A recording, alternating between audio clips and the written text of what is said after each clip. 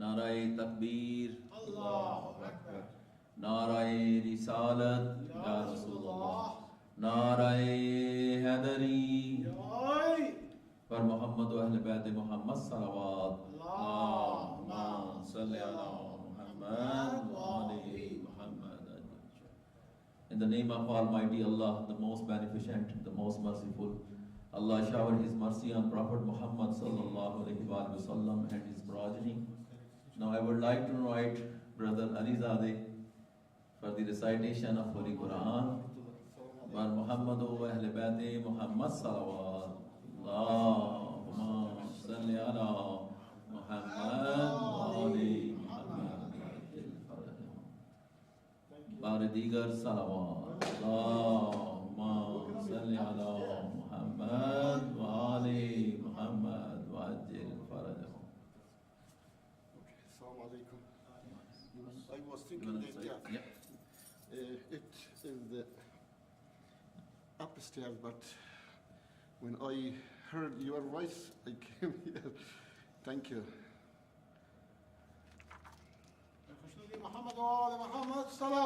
Allahumma salli ala Muhammad wa ali Muhammad wa ajil farajahum.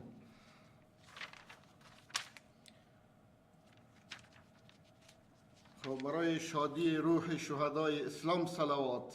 اللهم صل على محمد و آل محمد و عجل فرجهم. برای نابودی کفار و منافقین صلوات. اللهم صل على محمد و آل محمد و عجل فرجهم. Dear brothers and sisters, Assalamu alaikum wa rahmatullah. We want to start our program, inshallah, by recitation of a few ayah of Quran Azim al-Sha'an from Surah Al-Baqarah, verses 152. We should start from that one.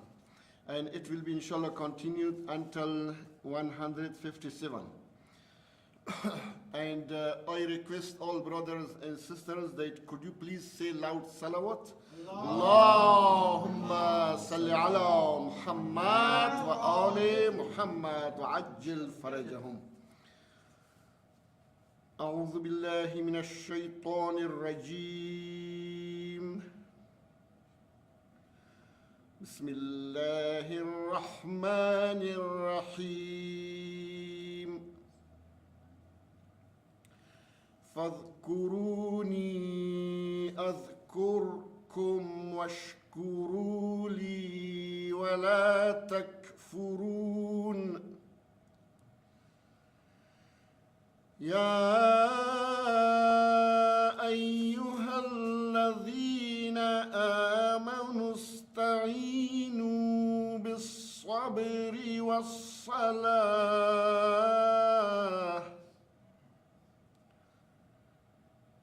إن الله مع الصابرين.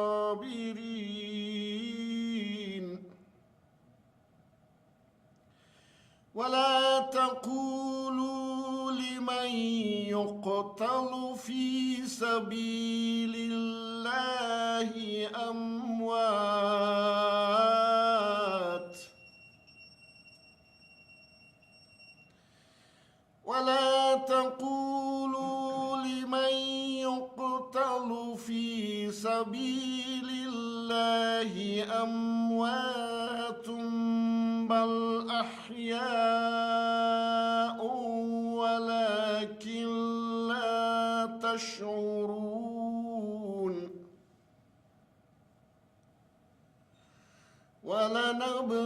ولنبلونكم بشيء من الخوف والجوع ونقص من الأموال والأنفس والثمرات وبشر الصابرين الذين إذا أصابتهم مصيبة قالوا إنا لله وإنا إليه راجعون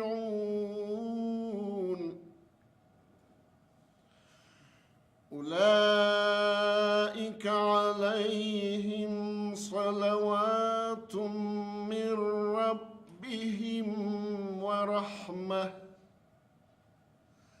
وأولئك هم المهتدون صدق الله العلي العظيم ربنا اغفر لي ولوالدي وللمؤمنين يوم يقوم الحساب برحمتك يا أرحم الراحمين صلوات اللهم صل على محمد وآل محمد وعجل فرجهم Jazakallah, brother. Jazakallah. Bar digar salawat. Allahumma salli ala Muhammad wa ali Muhammad wa ajil farajahum. We are here to commemorate the martyrdom anniversary of our fourth Imam, Imam Ali ibn al-Hussain. He was known as Sajjad Zain al-Abideen. He was born on Shaban 5th in the city of Medina. He was the son of Imam Hussain alayhi salam and Lady Shahrbanu. He was 2-year-old when Imam Ali martyred. Then his uncle Imam Hassan was leading Ummah. After the martyrdom of Imam Hassan alayhi salam, his father Imam Hussain leading the Ummah. So Imam Sajjad brought up under the guidance of 3 Imam Ali, Imam Hassan and Imam Hussain alayhi salam. In 60 Hijrah, when Imam Hussain had leave Medina for Makkah, then Karbala, Imam Zain al-Abideen was with him all the time. In Karbala, almost all male children of Ali and Hussain were killed except Ali ibn al-Hussain because of illness.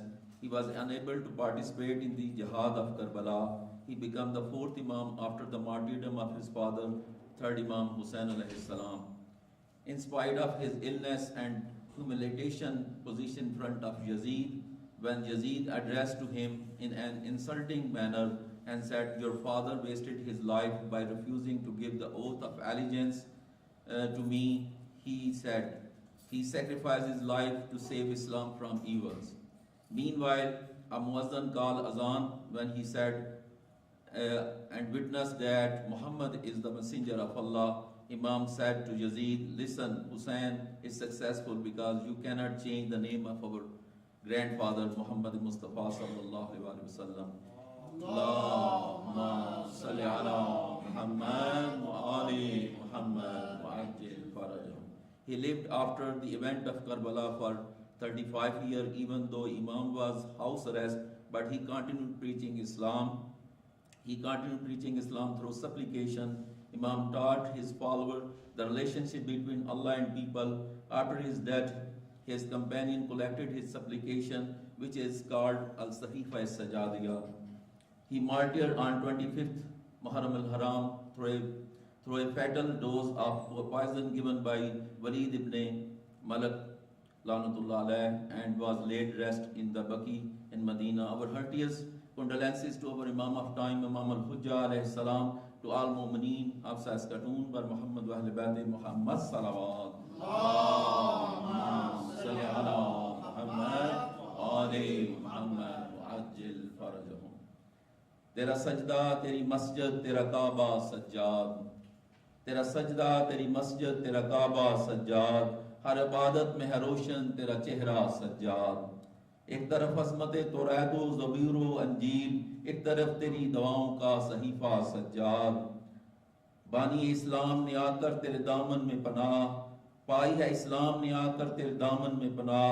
तूने कुरान पे किया धूप में साया सज्जाद. बर मोहम्मद व अहले बैत मोहम्मद सल्लल्लाहु अलैहि Muhammad wa ali Muhammad wa ajil farajahum. Now I would like to invite Brother Haider Abbas to recite Salam ba Huzur Imam Sajjad alayhi salam bulantar salawat. Allahumma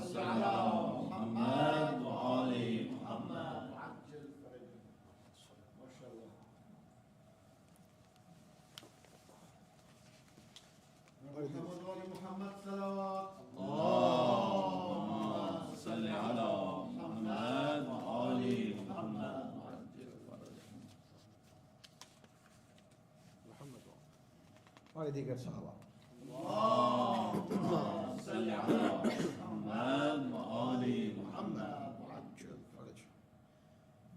Shabbir کے بدن میں جو خون رہ گیا، شبیر کے بدن میں جو خون رہ گیا، پھر شام میں سجاد کی، پھر شام میں سجاد کی، آنکھوں سے بہہ گیا، شبیر کے بدن میں روتا رہا کفن میں بھی وہ خون کے آنسو، روتا رہا کفن میں بھی وہ خون کے آنسو، کچھ ایسے ظلم شام میں، کچھ ایسے ظلم شام میں، بیمار سہ گیا، شبیر کے بدن میں. توحید تو شبیر کی ممنون رہے گی، توحید تو شبیر کی ممنون رہے گی، توحید تو شبیر کی ممنون رہے گی،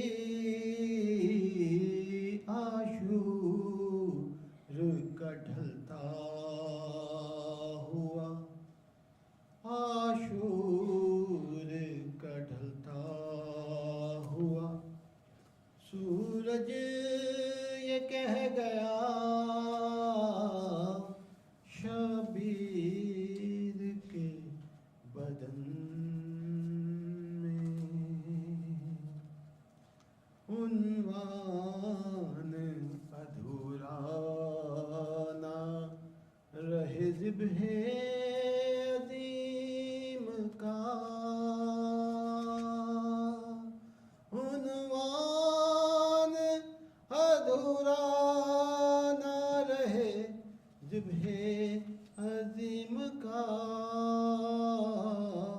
میدان میں لے کے آ گئے، میدان میں لے کے آ گئے، اصغر جو رہ گیا، شبیر کے بدن میں. محسن وہی مقام ہوا عرش مولا، محسن وہی مقام ہوا عرش مولا، جس خاک پہ لہو علی، جس خاک پہ لہو علی اکبر کا بہہ گیا، شبیر کے بدن میں جو خون رہ گیا،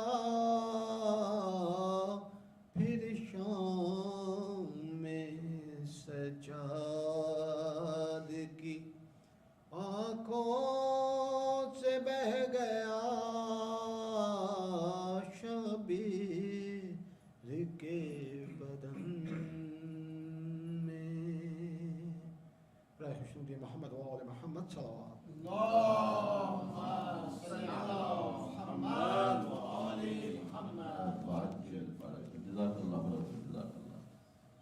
پابند سلاسل میں جو سجاد نہ ہوتا، پابند سلاسل میں جو سجاد نہ ہوتا، یہ دین کبھی قید سے آزاد نہ ہوتا، گرہون سے عابد اسے سیراب نہ کرتا، اسلام کا گلشن کبھی آباد نہ ہوتا. Now I would like to invite Brother Minhar to recite Salam بحضور امام سجاد علیہ السلام بلندر صلوات. اللہم صلی علی محمد و آل محمد.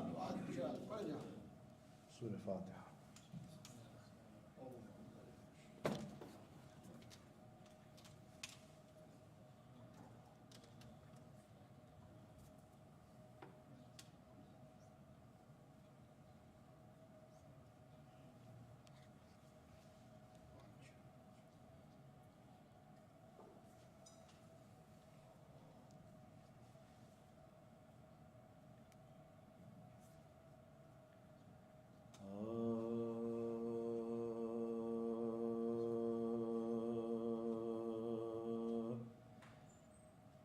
پڑا ہے غش میں حسین غریب کا جانی، منا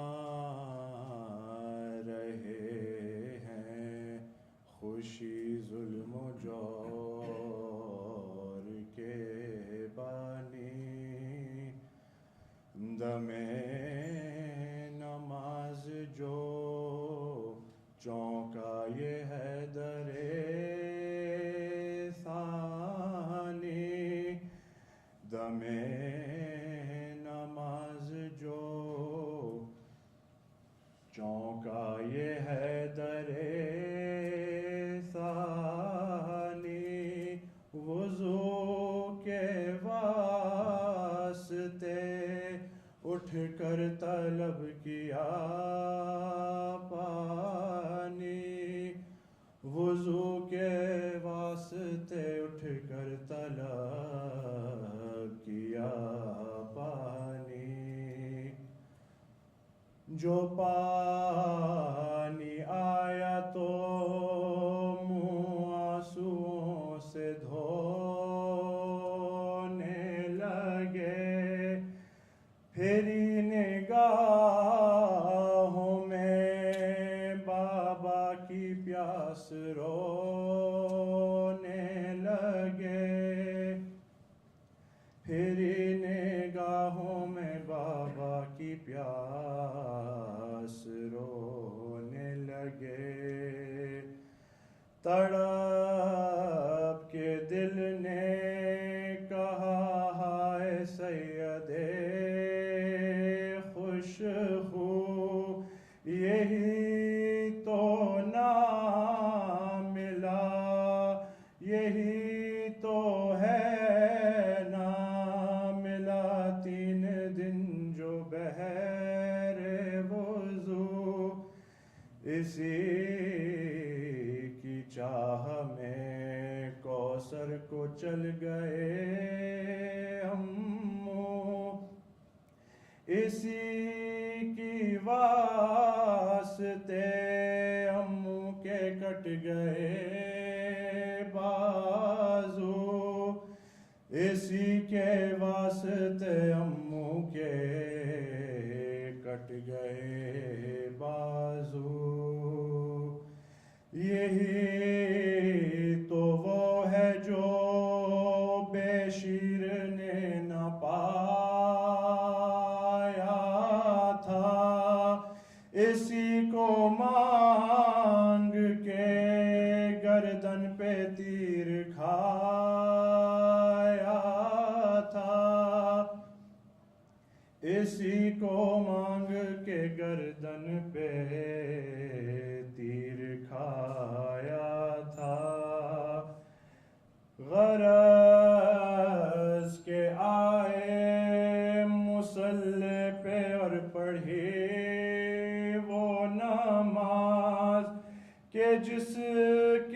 بعد تھی حد وصال ناز و نیاز، ہر ایک ذکر طویل اور ہر ایک سجود دراز، پکارتی تھی یہ روح حسین سجدہ نواز، پکارتی تھی یہ روح حسین سجدہ نواز، مجھے بھی ناز ہے جس پر یہی وہ طاعت ہے، یہ آخری میرے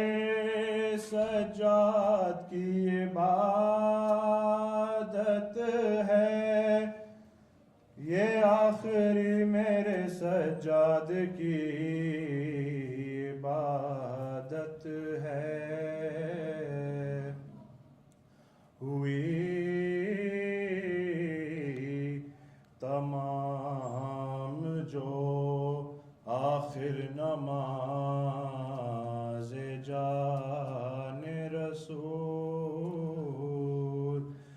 دعا و حمد کے لب چومتا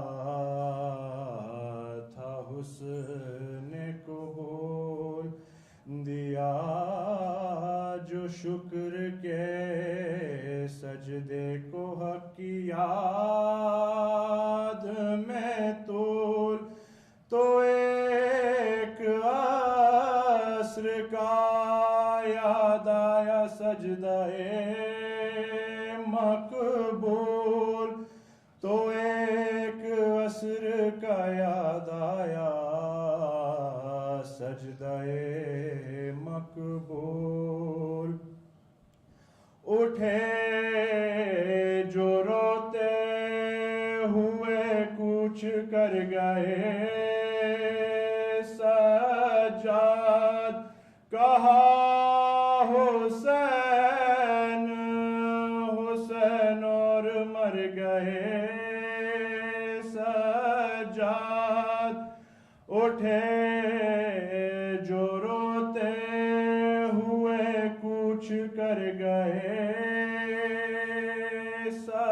سجاد، کہا حسین حسین اور مر گئے سجاد، کہا حسین حسین اور مر گئے سجاد،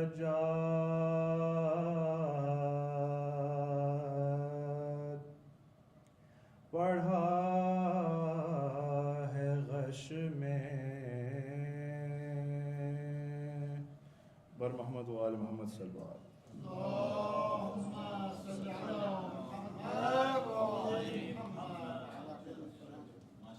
جزاک اللہ برادر، جزاک اللہ. نعرہ بر محمد و اہل بیت محمد صلوات، اللہم صلی علی محمد و آل محمد وعجل فرج. نعرہ تکبیر، اللہ اکبر. نعرہ رسالت یا رسول اللہ. نعرہ حیدری.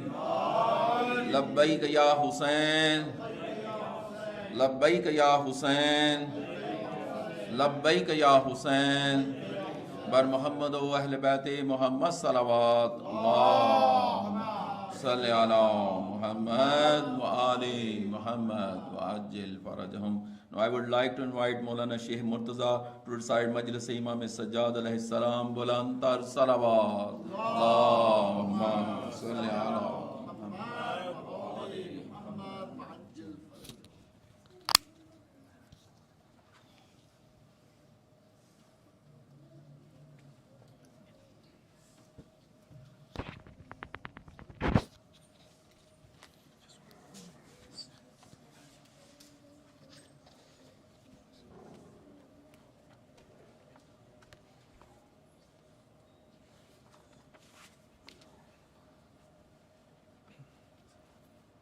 أعوذ بالله من الشيطان الرجيم بسم الله الرحمن الرحيم الحمد لله رب العالمين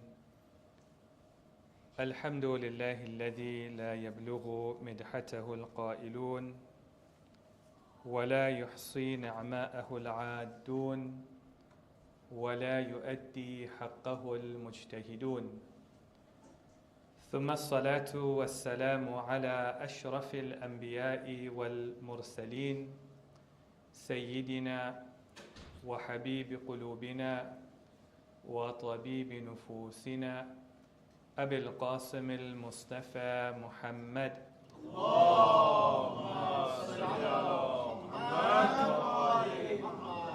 وعلى أهل بيته الطيبين الطاهرين أما بعد السلام عليكم ورحمة الله وبركاته. Praise belongs to Allah subhanahu wa ta'ala for giving us the opportunity once again to learn from the teachings of the Ahlul Bayt alayhim as-salam.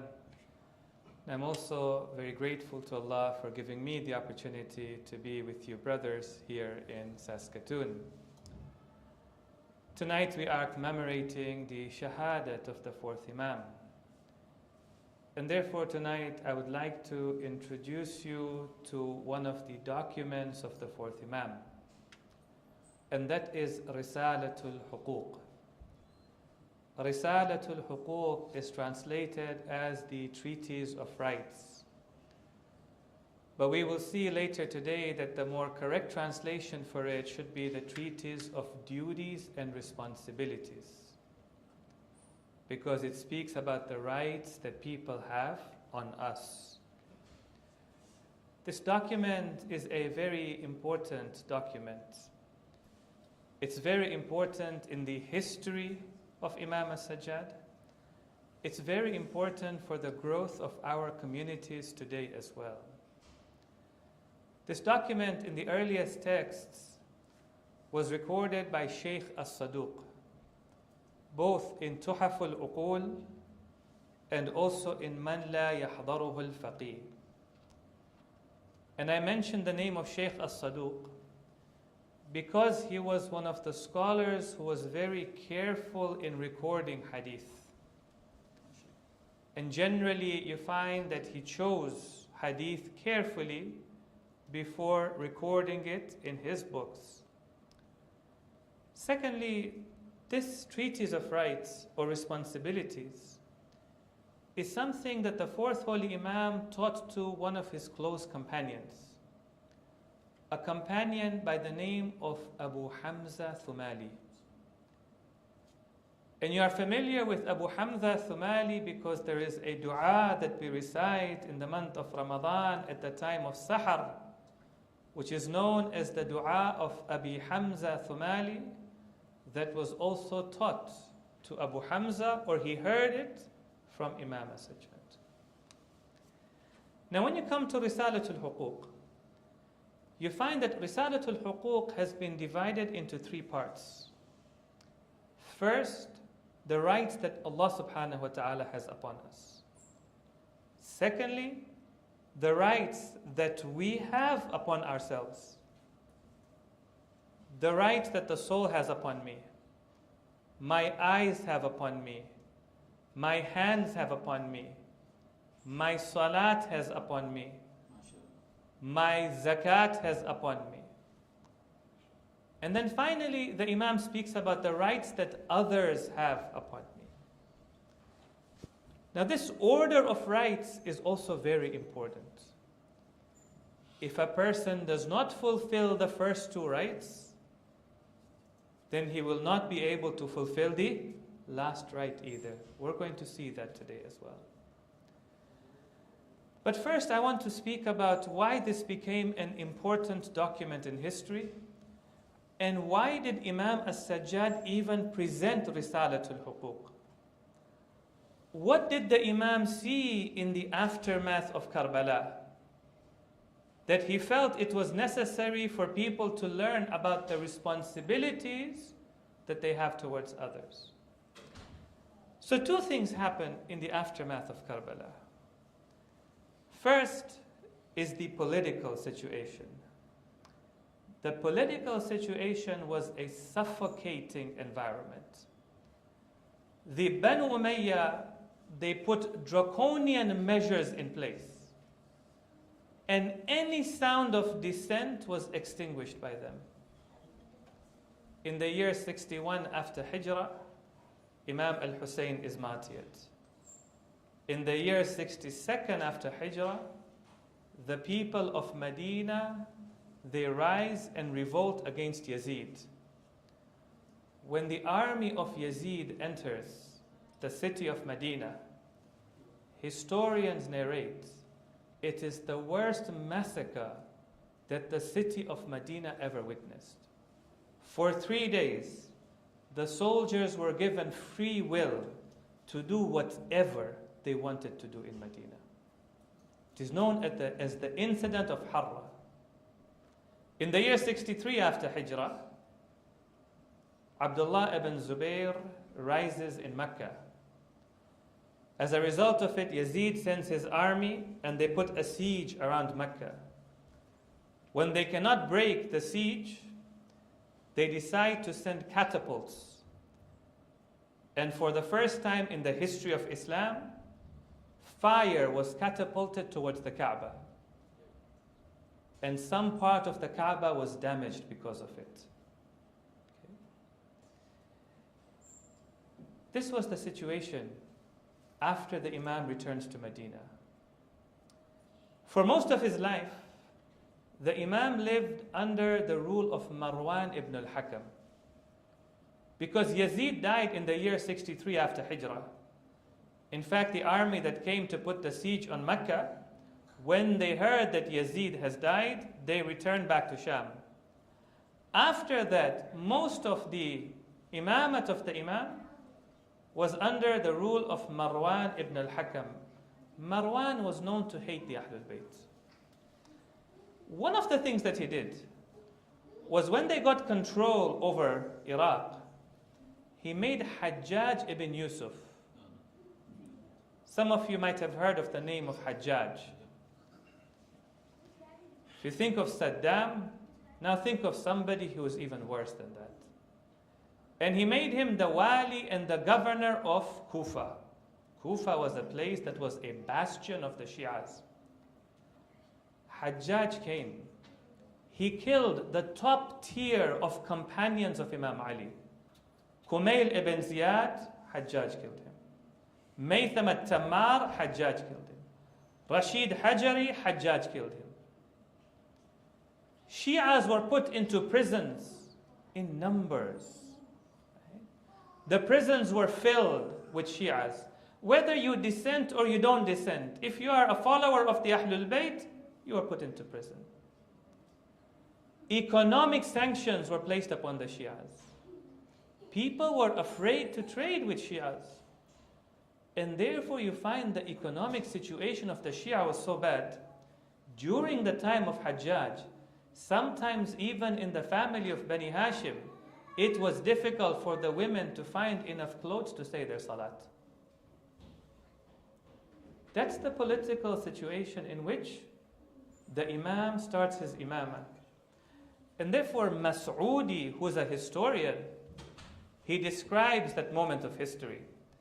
And he says, قام أبو محمد علي بن الحسين عليه أفضل الصلاة والسلام. اللهم صل بالأمر مستكفيا على تقية شديدة. When the fourth Imam took the reins of Imamah in his hands, he started his Imamah in the environment of intense taqiyya. He couldn't preach openly. There was a price for him to pay with respect to his followers, his companions, members of his family. في زمان صعب, in a very difficult time. Do you know how many companions he had? How many people actually followed him at that time? ما بمكة والمدينة 20 رجلا يحبون. In all of Mecca and Medina, there were no more than 20 people who followed and loved him. That is the political situation. Now, what was even more concerning to the Imam was not the situation of the leaders. What was even more concerning to the Imam was the situation of the people. The Imam could see the people have moral diseases. There is spiritual and moral degradation in society. These people are not going to change the society. These people are not going to cause a revolution. Right?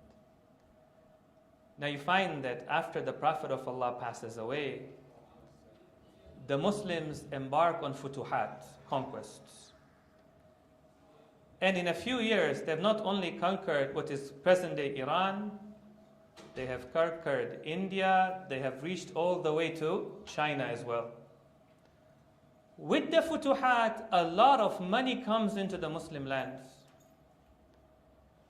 In fact, it is said even before Imam Ali becomes the Khalif, sometimes a very poor person would leave Medina with no sandals, no shoes. He was made the governor of a city. He would go there, stay for 6 months to a year. He would come back with camels, 20 or 30, filled to the brim. Muslims were becoming rich. And with richness came pleasure, came entertainment, came materialism, came hubb ad-dunya. It was not for no reason that Umar ibn Sa'ad had the desire of Shahr Ray. He knew what was in Shahr Ray. He wanted what was in Shahr Ray. So now when the Imam comes back to Medina, what does he see in the people of Medina? Again, Mas'udi, the historian, narrates. Listen carefully. I'm narrating what is written in history. Narrates that the drinking of wine in public had become common in Mecca and Medina. You know, when a Muslim society decides to drink wine, what does that mean? Openly. It is the last thing that a Muslim society would do.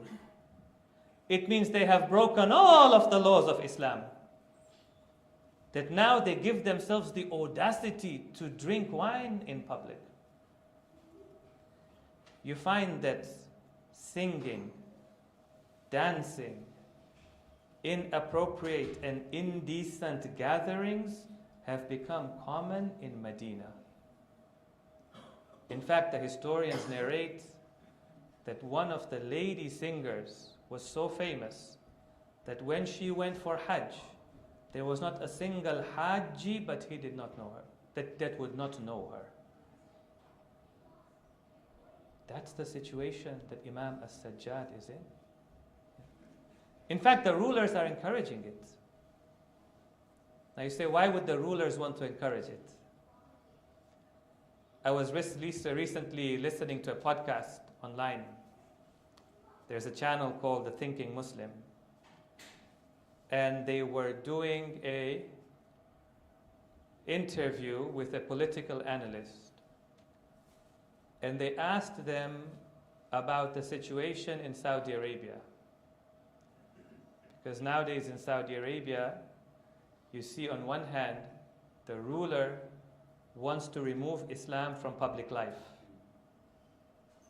The recitation of Adhan is to be removed. The recitation of Quran is to be removed from public life. Islam is to be removed from public life.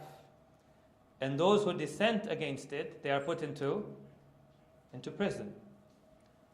On the other hand, what the ruler has done has supported gambling openly, allowed consumption of wine, allowed gatherings to happen, raves are happening in Riyadh, indecent singers are being brought over there publicly in the land of the Holy Prophet.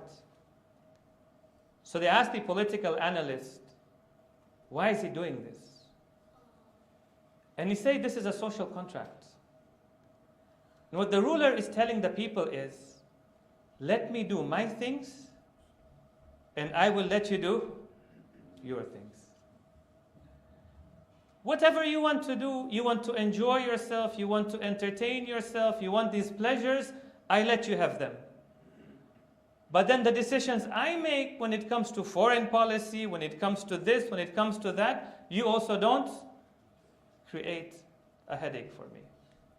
In fact, the rulers know when people become busy with entertainment and pleasure, those people are never going to create a revolution.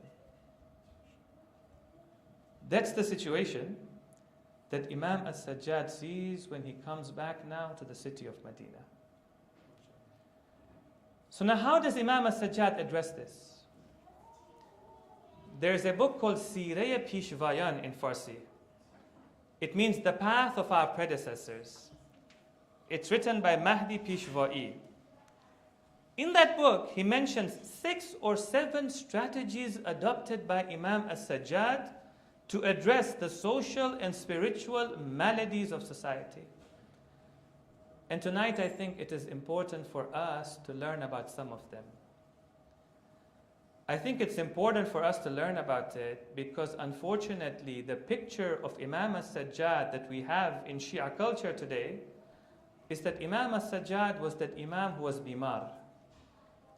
And sometimes we think he was bimar from the year 61 after Hijrah all the way to 95 after Hijrah.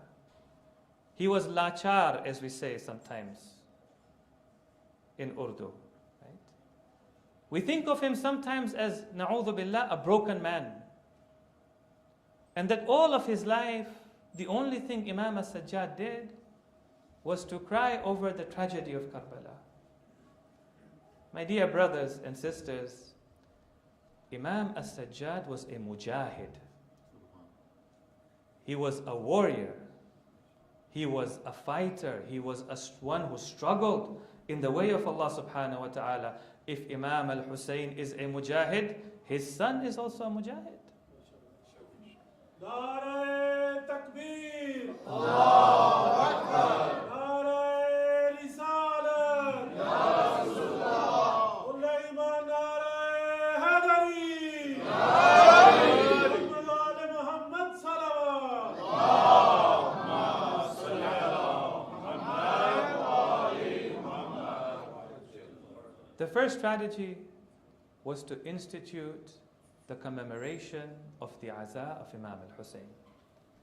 Today, if we're gathering for the Aza of Imam al-Hussein, it is because Imam As-Sajjad started this institute. And every year, on the day of Ashura, after the tragedy of Karbala, they would hold a Majlis to remember Aba Abdullah al-Hussein.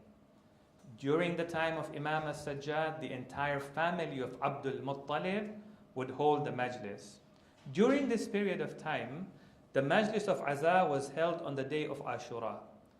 It's during the time of the 7th Imam that it goes from being 1 day of Aza to becoming 10 days of Aza. We have hadith from the 7th Imam that he used to commemorate 10 days of Aza.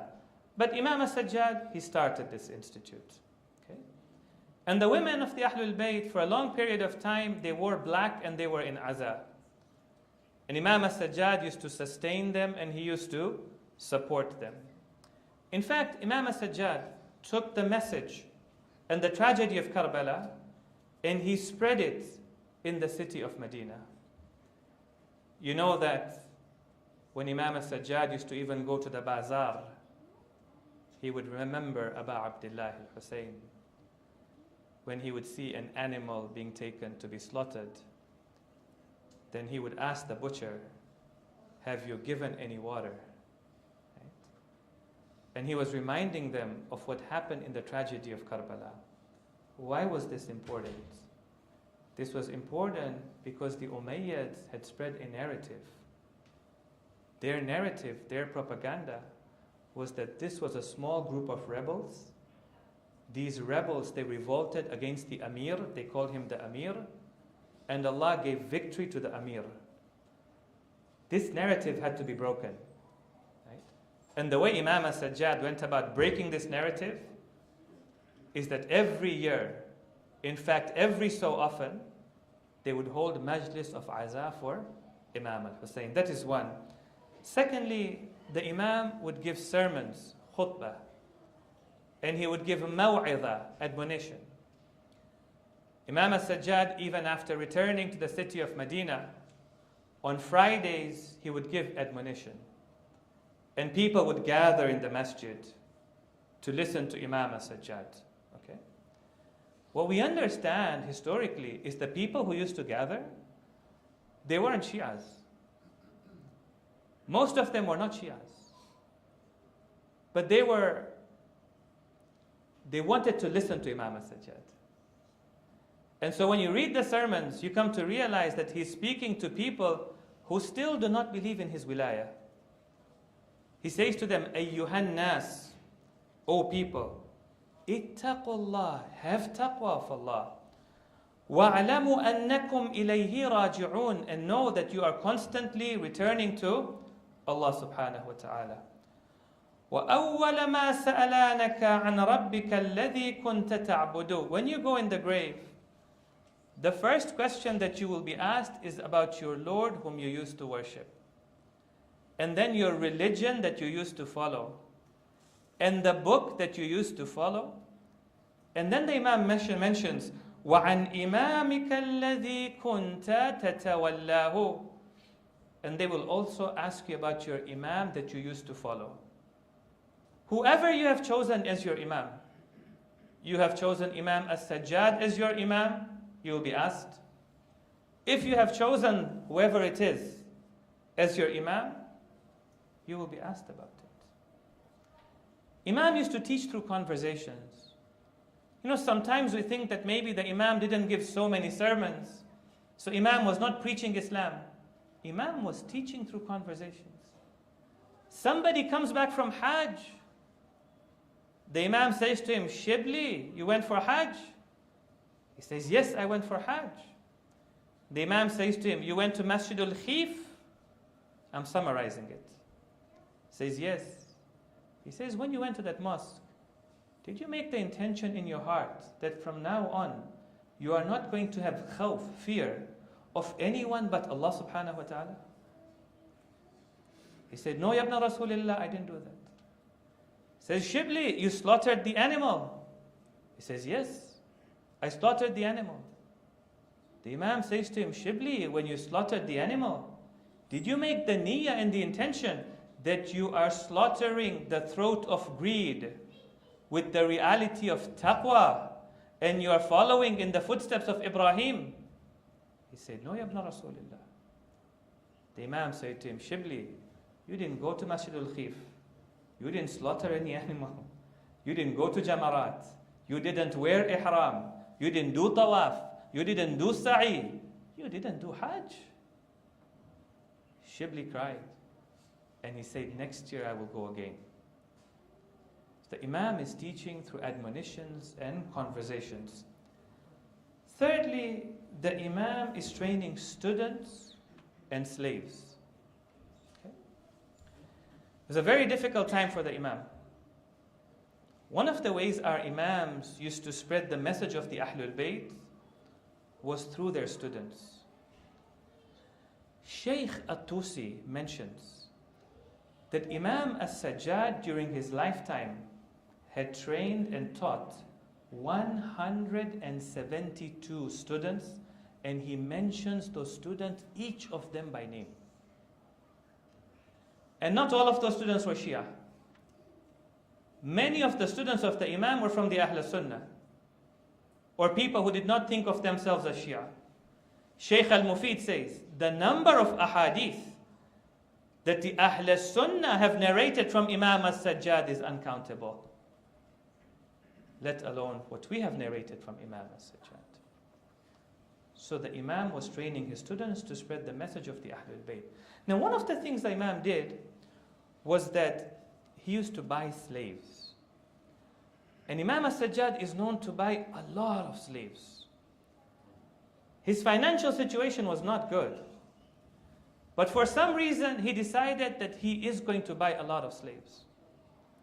And he would not keep them for more than 1 year. And every night of Eid, he would free at least 20 slaves. So the historians, they say, why did the Imam do that? And they say that, look, if the Imam started to gather people around him, the Umayyads would start to become sensitive to that. So instead, the Imam said, well, the slaves, they are human beings as well. So he would buy them, bring them into their home, teach those slaves, train those slaves, give adab to their slaves. And once those slaves had become self-sufficient, then he would free them. Imagine by the end of his life, there were so many students, so many of his followers roaming around in the city of Medina.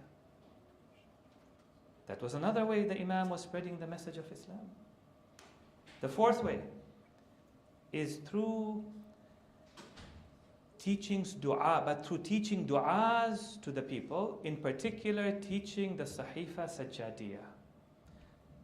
The Sahifa Sajjadiyah is a very profound book. Sahifa Sajjadiyah even today is not appreciated in the Shia community.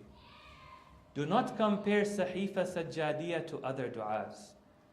I know there are other du'as out there, but let me just make one point. Other du'as, people heard it. Kumail hears the dua of Kumail. Abu Hamza hears the dua of Abi Hamza. We hope that they remembered all of the words. But sometimes they didn't remember all of the words. They remembered the meaning of the dua and they tried to convey that to us. The Sahifa is different. Because the Sahifa was written with the hand of the Imam himself. And he wrote 2 manuscripts historically. The first manuscript was given to the 5th Imam, Imam al-Baqir, and the second manuscript was given to his second son, his other son, Zayd bin Ali, Zayd al-Shahid. This book is so important. We're told that Ayatollah Mar'ashi Najafi, many of you have heard of Ayatollah Mar'ashi Najafi. He had one of the largest libraries in Qom. Ayatollah Mar'ashi Najafi, in the 60s, I believe, he sent a copy of the Sahifa to the Mufti of Al-Azhar. At that time, the Mufti was Sheikh Tantawi. So when Sheikh Tantawi receives it, he writes a letter back to Ayatollah Mar'ashi. And he says, I have studied the book of du'as you have sent me. And I am surprised that being a Muslim until today, I have not come across this book, which is part of the Turath of Islam. And he says, when I study this book, it is above the speech of the creatures and just below the speech of the Creator. That's the Sahifa. Sallu ala Muhammadin wa ali Muhammad. Allahumma salli ala Muhammad wa ali Muhammad. Now what we don't appreciate sometimes is that the Sahifa is not just a book of du'as. The Sahifa is a manual for how to live life. Last night in Vancouver, I was giving a commentary on dua number 35 of the Sahifa. Dua number 35, the Imam prays to Allah subhanahu wa ta'ala for rida, to be pleased with him when he meets ahl dunya, people of the dunya. So when he meets somebody who has a lot of wealth, as we sometimes do, often meet with people who we think are having a better time in life than we're having, especially if we see them on social media and they are performing for us on social media, and we say to ourselves, I wish my life was like his life.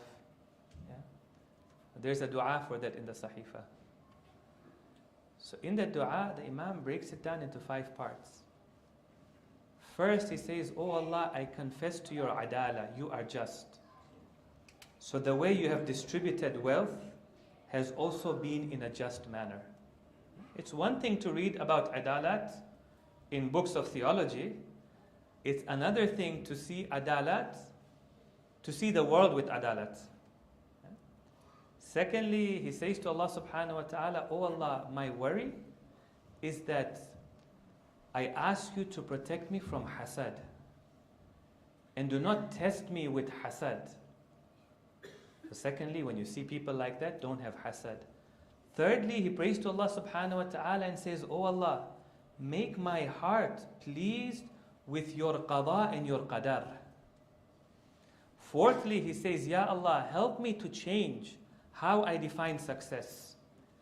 Because if I define success in a material manner, and I think of myself as a successful person only when I'm materially successful, then when I see people who are more materially successful than me, then there's going to be a problem. Then there's going to be hasad. Then there's going to be depression. Then there's going to be low self-esteem. So why do you put yourself in this problem? You just need to change the way you define success. Right? Number 4. And then finally, in the 5th section of the dua, the Imam says, now, Ya Allah, I'm asking you, give me this in my life. Now you tell me, is this just a book of dua? Or is this a guide to life? Almost every dua of the Sahifa is like that. He has a dua to be recited when he was in debt. When you read the dua, you come to realize Imam is teaching us how to live a life without debt. He has a dua in there that he used to recite when he was sick.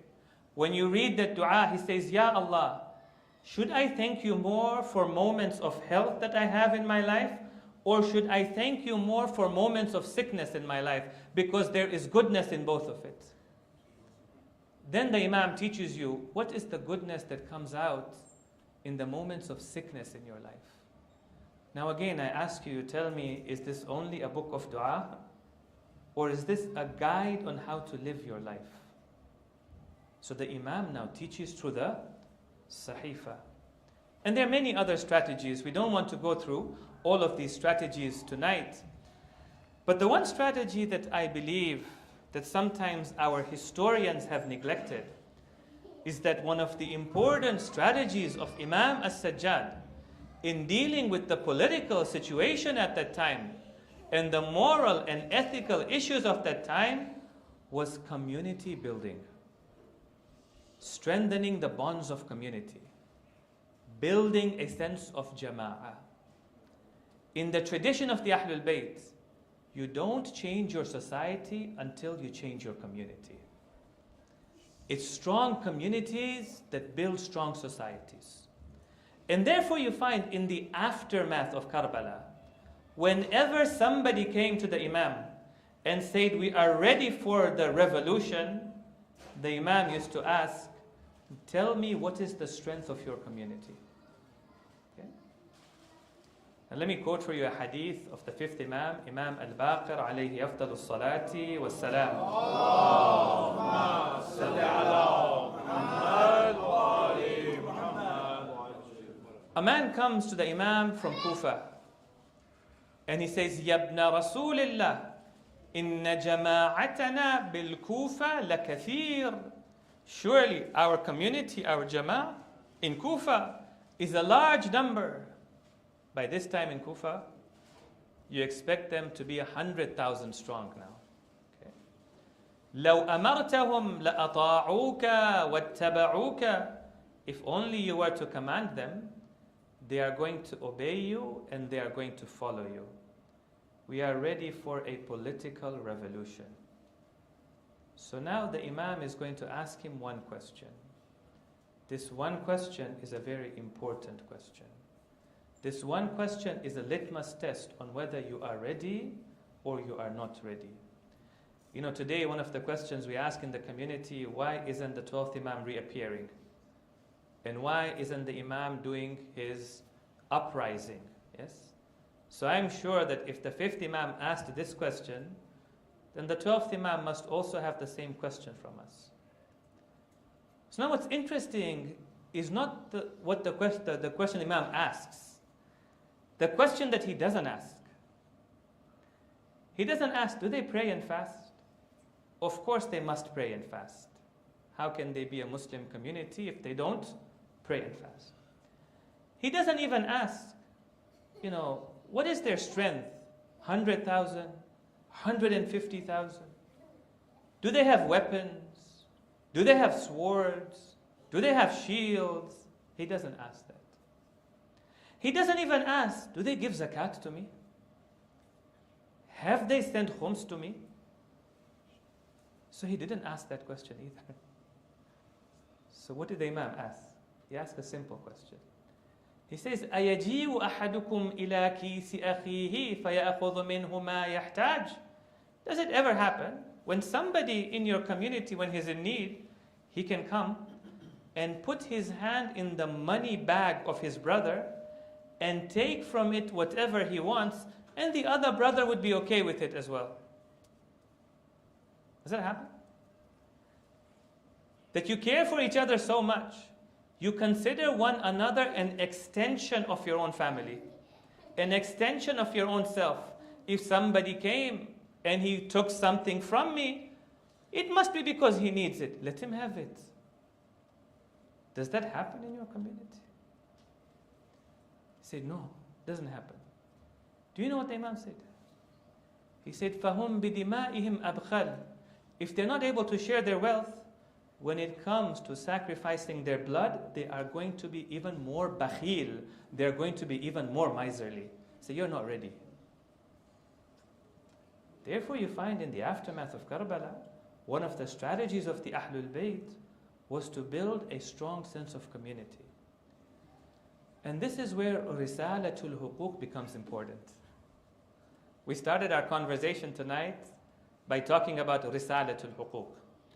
And what is the position of Risalatul Huquq? What role does it play in the strategy of Imam as-Sajjad? Risalatul Huquq is helping the Imam to build a strong sense of community. Now we're going to see how the Imam defines community here. And I just want to take away 2 points. I know my time is nearing the end, but we want to take away 2 points from it. The first point is that in Risalatul Huquq, the Imam first speaks about the rights of Allah and the rights of the self. And what the Imam is teaching us is that good people make good communities. Righteous people make righteous communities. One of the best things that me and you can do to build a strong community is to build ourselves. Because a community is as strong as the people in that community. Their iman is as strong as the people in that iman. The building is as strong as what? The bricks that you put in the building. Sometimes I do hear people saying that, I don't say my salat. I don't fast in the month of Ramadan. But I try to do good in the community. The Imam is saying that you can't do good in the community if you can't do good to yourself. You're never going to love somebody else more than you love yourself. If you can't fulfill your own rights, where are you going to go and fulfill the rights of others? So the Imam focuses on fulfilling your own rights. So one of the best things we can do to build our community is first building ourselves. Saying my salat on time. Keeping my sawm. Giving my khums. Protecting my hand from haram. Protecting my eyes from haram. Protecting my ears from haram. The Imam actually goes through the list. The right of yourself, the right of your eyes, the right of your ears, the right of your hands, the right of your stomach, and further. That's the first point. The second point we see in Risalatul Huquq is that Imam alayhi salam does not use the language of rights. He uses the language of responsibility. In Arabic, you have haqqun lak wa haqqun alayk, a right that is for you and a right that is against you. In Risalatul Huquq, these are all rights not for you. These are all rights which are against you. So if we want to build community, community is built by the language of duty and responsibility. Individualism, yes. Individualism is built through a language of what? My rights. What is your responsibility towards me? Communalism is built through a language of my responsibility. What is my responsibility? So in Risalatul Huquq then, Imam speaks about the responsibility of the ruler and the subjects, the teacher and the students, the spouses, the mother, the father, the brother, the son, the rights of the mu'adhin, the rights of the imam, your responsibility towards the mu'adhin, towards the imam of jama'ah, the right of the person who's sitting next to you, the right of your neighbor, the right of the person who has a claim against you. He has a claim against you. He wants something from you. He says you've taken one of his things. The Imam says even that person has huquq against you. If we don't fulfill the rights of one another, then our sense of community is going to be a very shallow sense of community, isn't it? Because then what are we doing? We're gathering, we're eating together, we're talking with one another, we're enjoying ourselves, but we have no meaningful relationship with one another. Then Risalatul Huquq becomes a very important part of Imam's strategy in building a strong sense of community in the aftermath of Karbala. Sallu ala Muhammadin wa ali Muhammad. Allahumma salli ala Muhammad wa ali Muhammad. Let us take our hearts to Karbala on this night, to the place where Imam as-Sajjad passed by the body of Aba Abdullah al-Hussein and saw the body of his father lying uncovered on the plains of Karbala. Let us begin the musibah by reciting tawassul and praying to Allah subhanahu wa ta'ala for the sake of Aba Abdullah, and I ask you to join me in the recitation. يا أبا عبد الله يا حسين بن علي أيها الشهيد يا ابن رسول الله يا حجة الله على خلقه يا سيدنا ومولانا إنا توجهنا واستشفعنا وتوسلنا بك إلى الله وقدمناك بين يدي حاجاتنا يا وجيها عند الله اشفع لنا. When Imam as-Sajjad enters the court of Yazid, and Yazid asks a person to climb on the mimbar to praise the Bani Umayyah and to disparage the Ahlul Bayt, the Imam stands, the Imam of courage, the Imam of jihad, the Imam of ilm. He stands and he says, O Khatib, لقد اشتريت مرضات المخلوقين بسخط الخالق. You have bought the pleasure of the creatures by displeasing the Creator.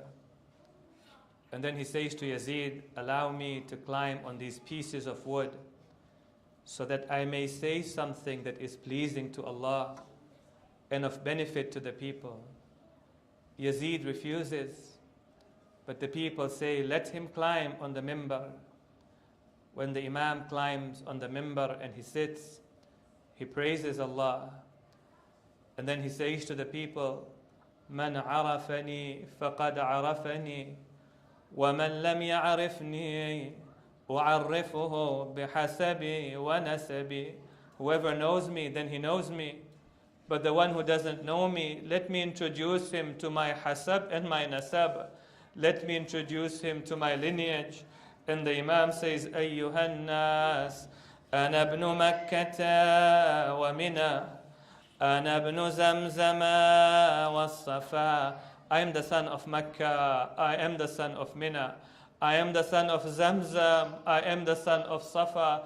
And he continues to say, I am the son of so-and-so, I am the son of so-and-so, until he says, أنا ابن الحسين القتيل بكربلاء. I am the son of Hussein, the one who was martyred in Karbala. أنا ابن علي المرتضى أنا ابن محمد المصطفى أنا ابن فاطمة الزهراء أنا ابن Khadija الكبرى. People started to cry when they realized who was standing in front of them. Yazid said to the mu'adhin, go and recite the adhan. The mu'adhin said, Allahu Akbar, Allahu Akbar. The Imam said, there is nothing greater than Allah. The mu'adhin said, Ashhadu an la ilaha illallah. The Imam said, every part of my being testifies there is no God but Allah. When the mu'adhin said, Ashhadu anna Muhammadan Rasulullah, the Imam turned to Yazid and said, Yazid, tell me this Muhammad, is he your grandfather or is he my grandfather? If you say that he is your grandfather, then you have certainly lied. But if you say that he is my grandfather, then tell me, why did you slaughter his children in the plains of Karbala? The Ahlul Bayt could not stay in Sham for long after that. Yazid was afraid of a revolution, and he sent them back to the city of Medina. But throughout his life, Imam al-Sajjad would remember Imam al-Hussein, and he would cry so much. Somebody said to him, Yabna Rasulillah, how long will you cry? The Imam said to him, when Yaqub lost one of his sons, he cried so much until his eyes became white. If you were there on the day of Ashura, we lost 18 members of our family, fathers and brothers and sons. How can we not remember? وسيعلم الذين ظلموا آل محمد أي منقلب ينقلبون إنا لله وإنا إليه راجعون. صلوا على محمد وآل محمد.